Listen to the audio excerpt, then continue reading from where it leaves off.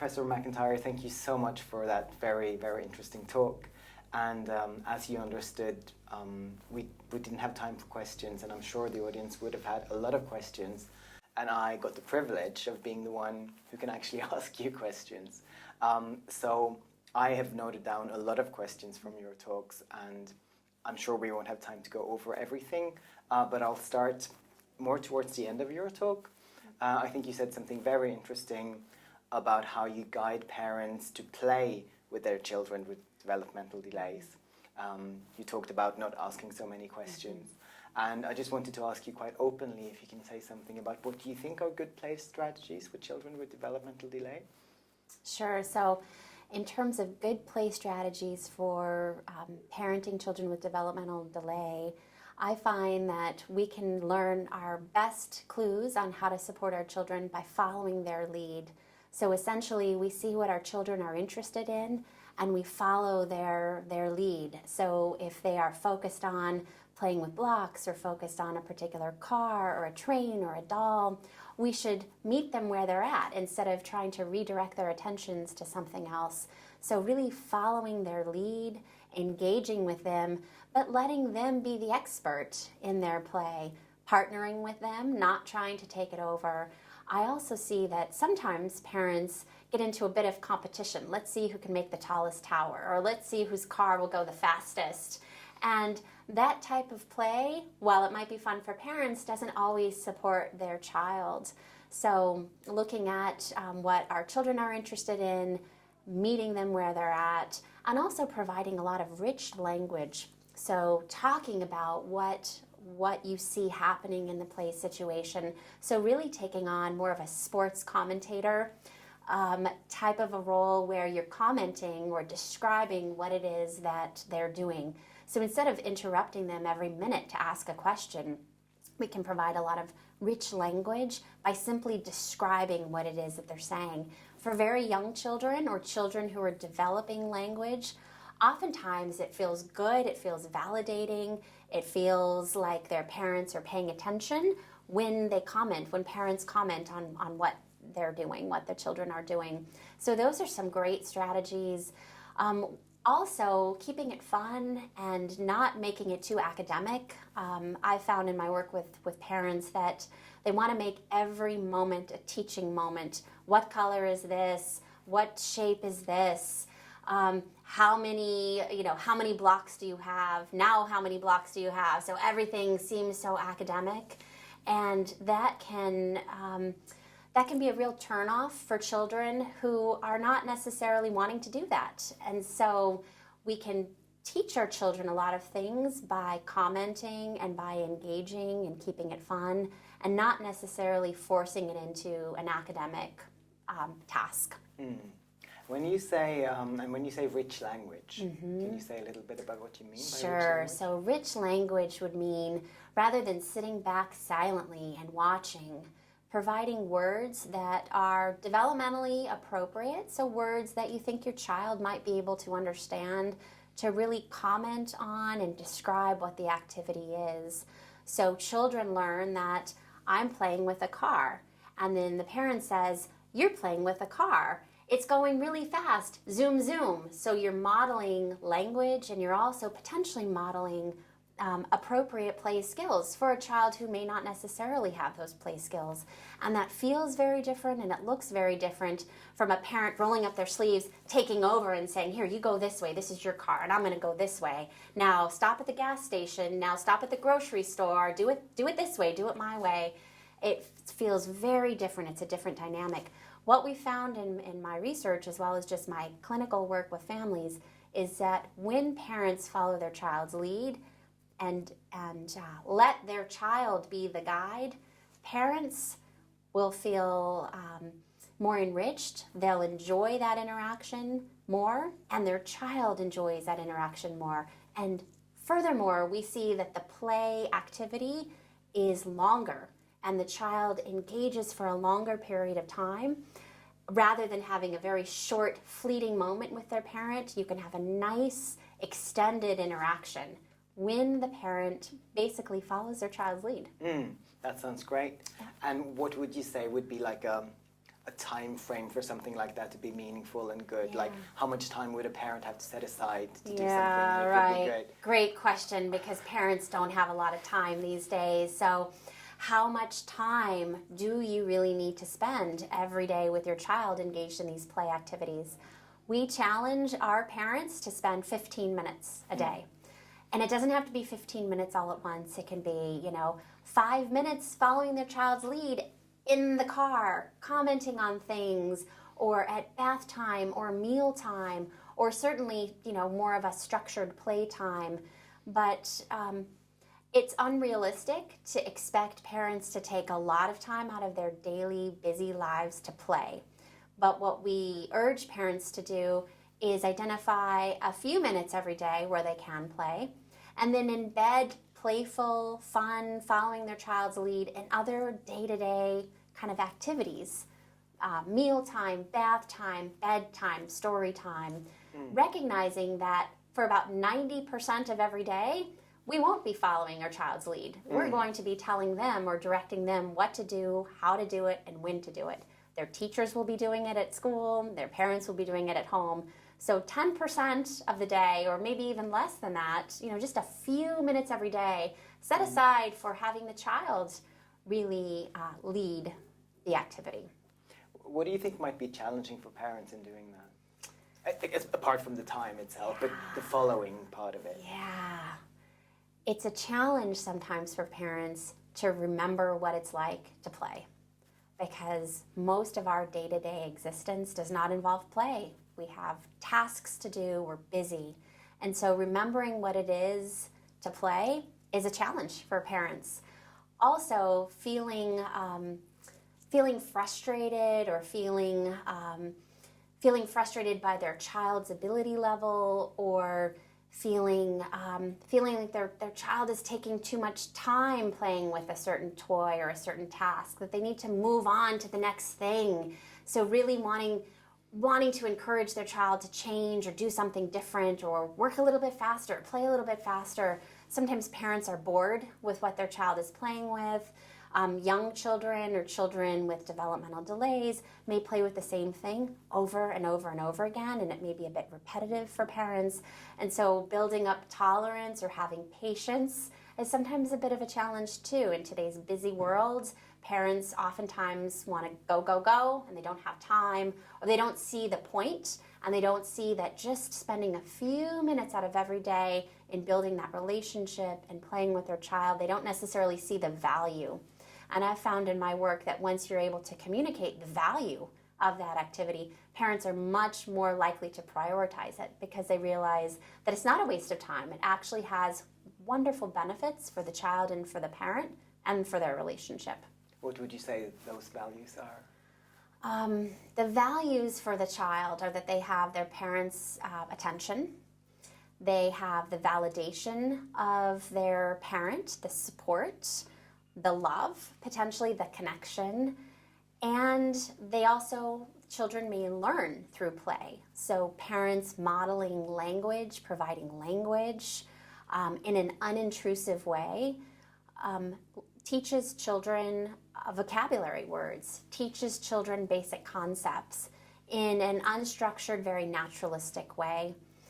A value potentially for the parent, or a benefit for the parent, is they're able to slow down a bit, enjoy their child, identify the strengths that their child brings, maybe pay attention to what some of their children's interests are. Sometimes parents don't really pay attention to what their kids are playing with or what their children like, because they're not necessarily tuned into that. Another value is just by virtue of spending some positive time together, minimizes those power struggles and control for time or attention.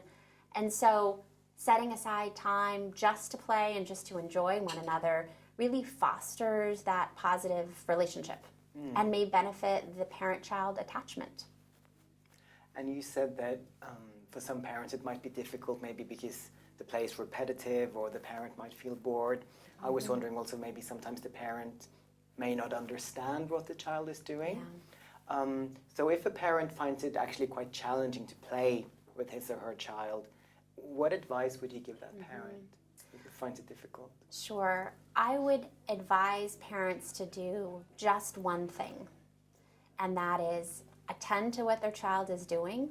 And if it's a neutral or a positive behavior, not a problem or a challenging behavior, but assuming it's a neutral or positive behavior, to comment on it.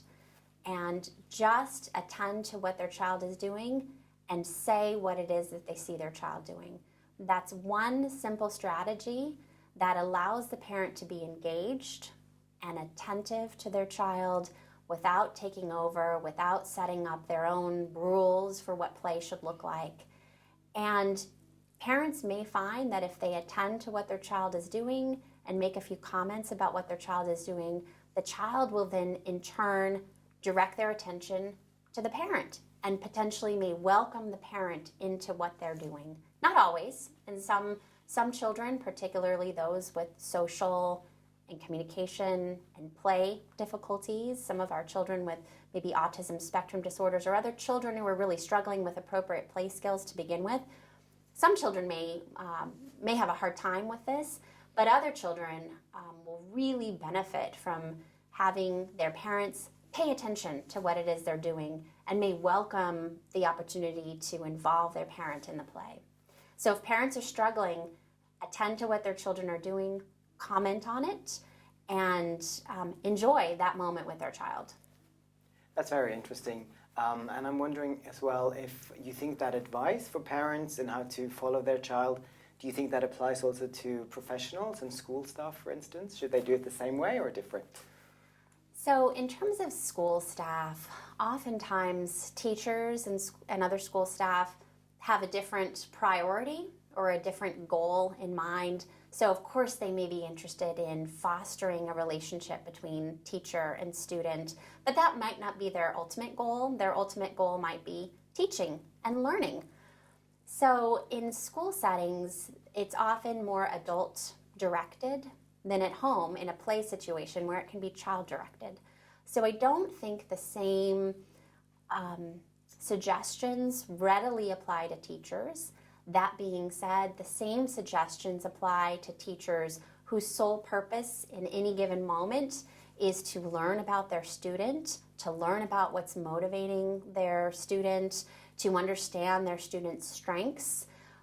Teachers, as well as parents, can take pause and observe that child or that student interacting to get clues about what that child or what that student is interested in. So I would say that for teachers, they're not going to follow the student's lead throughout the day. There's a lesson, there's goals, there's assignments, there's instruction that goes on. But sometimes, maybe during free play, maybe during a choice activity where the student can make a choice between, one activity or another, there may be opportunities for teachers to use these same strategies. But for the majority of the day, I would suspect that there are different goals going on at school. Thank you. Well, I'm going to move on to something slightly different Sure. topic, which was also towards the end of the lecture. You talked about your team's efforts in terms of tangible rewards. And I was wondering if you could say a little bit about that. Sure. In the Webster Stratton curriculum, they focus a lot on providing a reward system for encouraging more appropriate behavior. So for example, if you are working on toilet training or you're working on dressing yourself, activities of daily living, let's just say, in the Webster Stratton curriculum, there are very elaborate sticker charts and reward systems where parents are encouraged to identify a target behavior that they want to increase and systematically reward it. For parents who have either very young children or children with more significant support needs, an elaborate reward system may not necessarily be developmentally appropriate. So it's important to understand what the child's cognitive abilities are in the sense of whether or not they understand that if they do this, then later on they can get this reward. And what I've noted and what I often recommend to parents is that they start very concretely rather than having, for example, a sticker chart where the sticker represents a reward and they cash in the reward later on for some treat or some tangible reward, to really focus on providing an immediate, concrete reward and providing some visual cues potentially. So I would often suggest to parents to provide a picture of what the reward is, or better yet, to provide the reward itself. So you can say, when you do this, then this is what you can have. So it's very concrete and it's immediate. So there's no delay. When you do this, then 5 hours later, you can get this, treat or reward. So we focus on making the rewards small, tangible, immediate, and desirable. So here's another place where parents can get tripped up. They think of rewards that they like, or they think of rewards that their other children like, or they think of stickers. I don't know who in their right mind thought that every child would like a sticker. Not everyone likes a sticker. So really identifying what their child might find rewarding or reinforcing is critical to having a reward system be successful. So we encourage parents to brainstorm, to think through a list of items that might be low cost or no cost, because we don't want parents to go broke rewarding their children. And we encourage parents to involve their child in the selection of rewards, insofar as their child is able to participate in the selection of a reward. And there's two different types of rewards that parents can use, and we coach parents in using. One is a surprise reward, and then one is a planned reward. And you use them in two different ways. So the surprise reward is used for reinforcing a behavior that the child already knows how to do. They just don't do it often enough. Maybe you're trying to encourage your child to make their bed in the morning. You know that your child can do it, you've seen them do it, but you want them to do it every day and they don't do it every day. In this instance, a surprise reward is great because they already do it, they just don't do it enough. And so you provide a surprise reward when they do it. And you couple that reward with a lot of praise and verbal encouragement. So you're not just bribing, you're not just giving them stuff, you're also providing encouraging words and generally being supportive. If you're teaching a new behavior, a new skill, and the child doesn't have it in their skill set, then you can use a planned reward. So you tell them in advance, when you do this, or when you attempt this, or when you make steps to completing this, then you'll get this award. And it's very planful. You tell the child up front.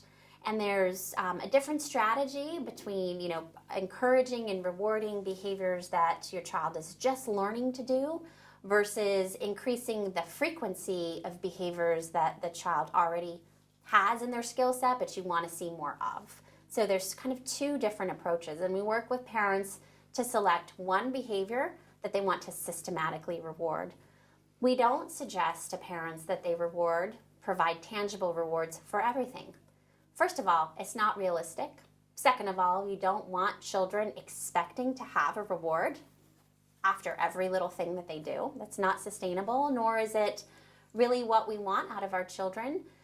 Ideally, they would do things without having a tangible reward. But sometimes, for some kids, having a tangible reward can be particularly motivating.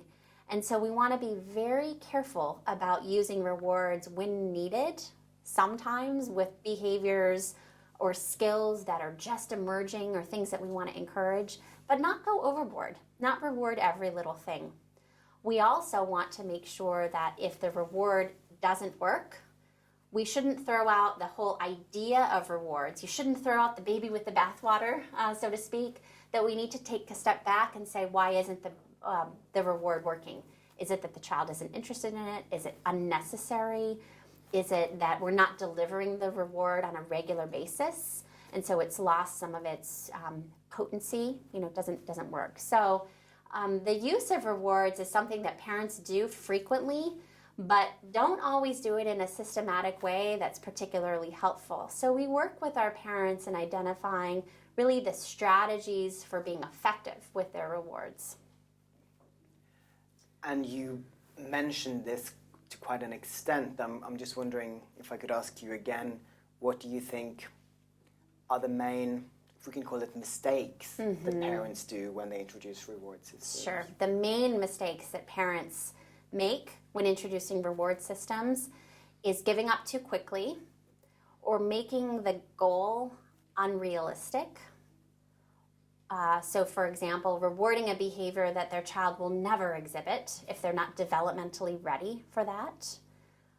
Selecting rewards that they can't deliver on. So in the United States, I used to live and work in California near Disneyland.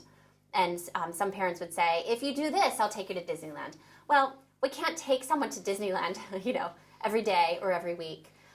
Even. So it's important to have really realistic rewards, and it's important to start with a target behavior or a goal that you know your child can accomplish. Because if you make the reward unattainable, if the child never gets the reward, then you're setting your child up for frustration and failure. So that's a common mistake, is making the goal too high.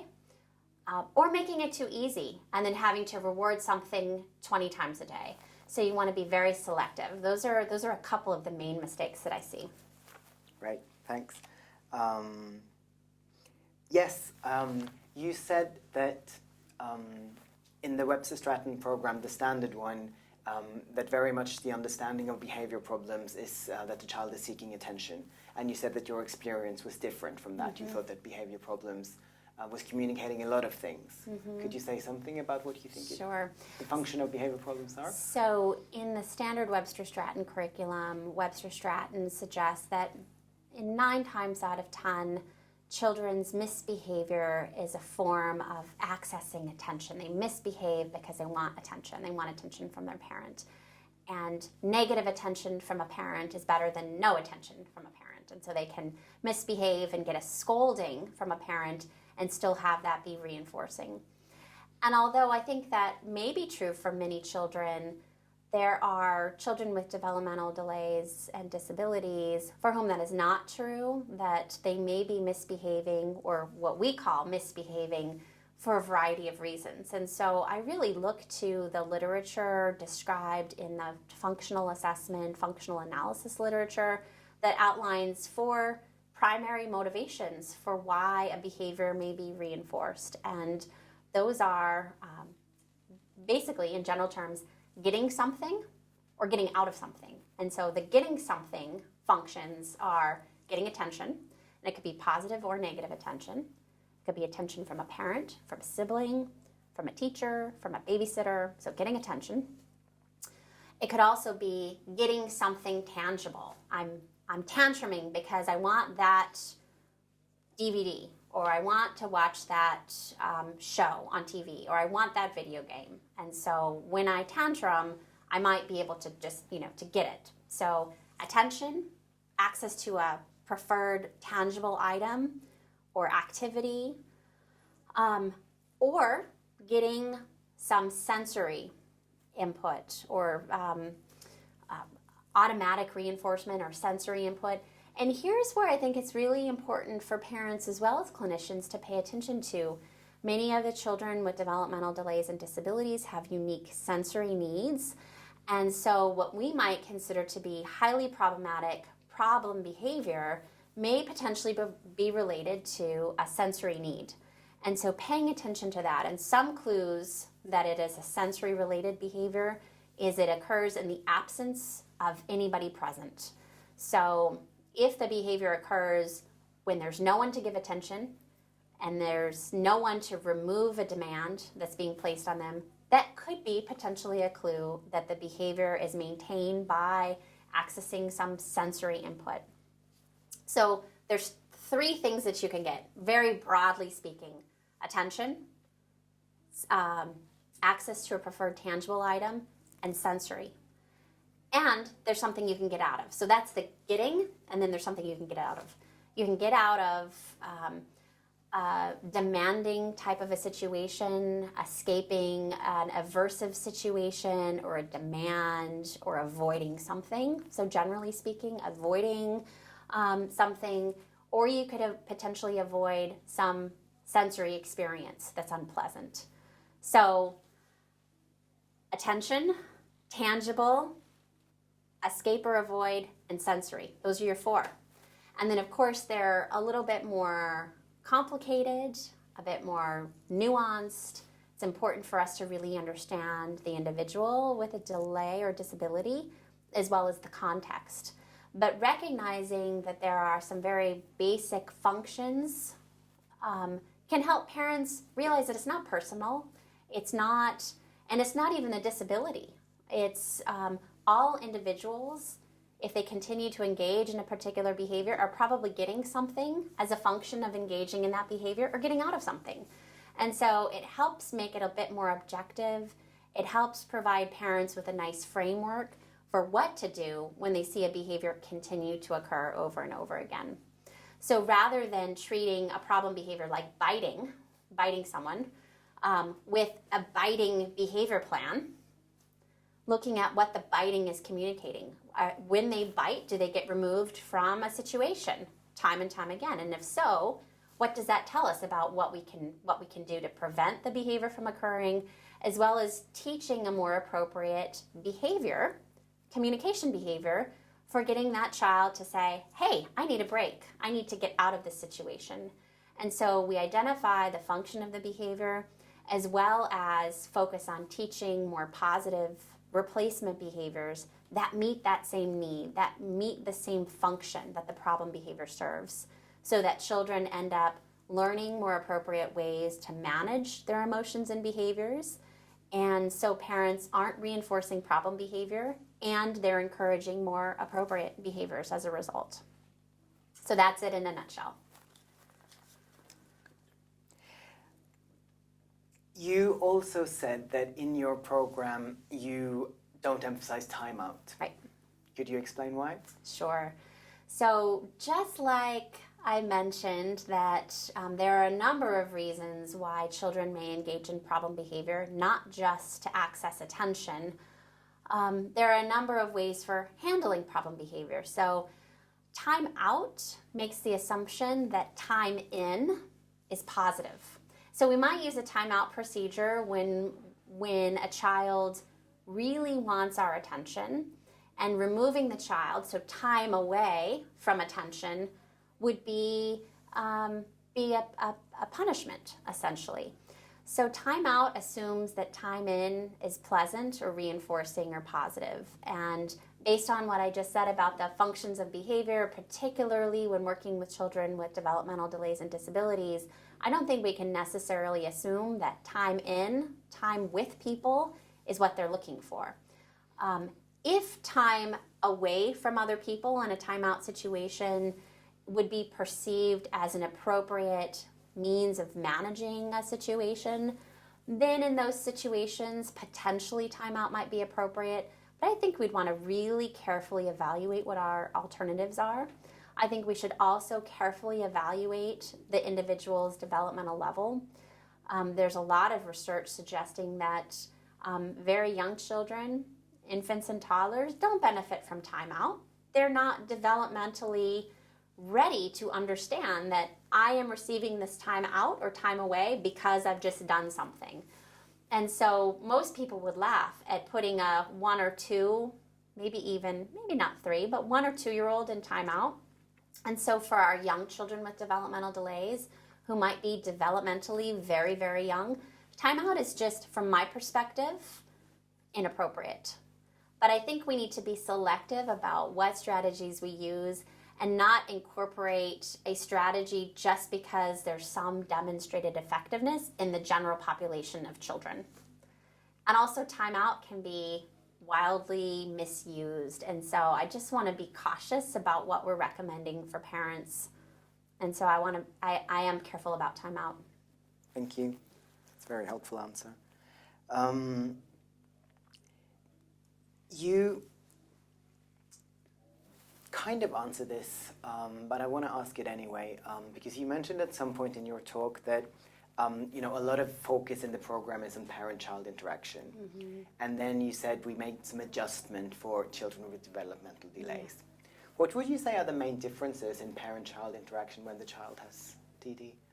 So one of the main differences in parent-child interactions when the child has a developmental disability or a developmental delay may be in the role of the parent. And so I've worked with many parents who want to do a lot for their child, or who speak for their child, or who direct their child's every activity because they're well-meaning, they're concerned about their child, they recognize that their child has some challenges or some differences developmentally or additional support needs. And so we often see parents who are well-meaning but very, very involved. And so the parent-child interaction becomes much more strained because it could be a power struggle a bit between the parent and the child trying to assert his or her independence, the parent trying to be very protective. And so one of the reasons why I love the Incredible Years focus on fostering the positive parent-child interaction is that we can just be parents and children can just be children. And when we allow ourselves to follow our child's lead, when we allow ourselves to really enjoy our child, what they bring, the strengths, the unique personality, the humor, their own uniqueness, then it gives us sort of a break from being a bit overprotective and demanding and directive. And so I think the key difference is not so much a real difference. Parents are parents, children are children, but more of a perceived difference in what a parent's role must be or should be. So when you factor out, what a child's support needs might be or their strengths and difficulties, ultimately, they're just children. And ultimately, parents are just parents trying to do the best that they can in raising their sons or daughters, just like anyone. So I don't necessarily see real differences, more perceived differences on the side of the parents and what their role really should be. That's really interesting, and I think that actually leads me to my last question, which is also something you referred to. You said that even though research and your own research shows a negative impact on family relations, parent perceived negative impact, you said you also find a parent perceived positive impact. Yeah. Could you say a little bit more about that? Sure. So I love that some of my research and the research of my colleagues has now begun to shift to look at the positive impact of their sons and daughters with disabilities, what the positive impact is on the family, what the positive impact is on the parents, what the positive impact is on the siblings potentially. Because for so many years we looked at children with disabilities as potentially being more stressful and more negative and more challenging. And while in some instances that may be true, there are some additional challenges or some additional considerations. Children, regardless of what their abilities or needs are, can also have a remarkable positive impact. And we've seen this with siblings, suggesting that because their brother or sister has a disability, they have learned new insight into becoming more empathic, more understanding of children who have differences. They have become a champion for supporting others in need, or they have developed some additional roles and responsibilities, maybe helping their brother or sister kind of in their daily tasks or in their therapies or their other, home activities. And so we see that sometimes with siblings, and we also see that with parents. And so some of the parents in my projects have reported that because they're raising a son or daughter with a disability, they have an opportunity to really celebrate the small steps that their child is making in their progress, not take any of that for granted. They have the opportunity to really slow down in their busy lives and really focus on the day-to-day, be more mindful, be more present, be more positive. And so they see that as a function of raising a child with a developmental disability or developmental difference, that they have those opportunities, whereas if they're raising a child without those needs, they just take it for granted, and their lives are not as enriched and not as blessed because they just don't attend to those small miracles, those day-to-day kind of blessings. And so we do see that anecdotally, as well as we're starting to measure it more systematically and have parents report on the positive impact of their children on their family. That's great. That's a very good place to stop, I think. And I want to thank you very much, Professor, for spending the day with us. I think we could have had you here for months to learn from you, and we unfortunately only had one day. And there are people in line outside to talk to you more. So it's my pleasure. Thank you very so much. Thank you. Thanks.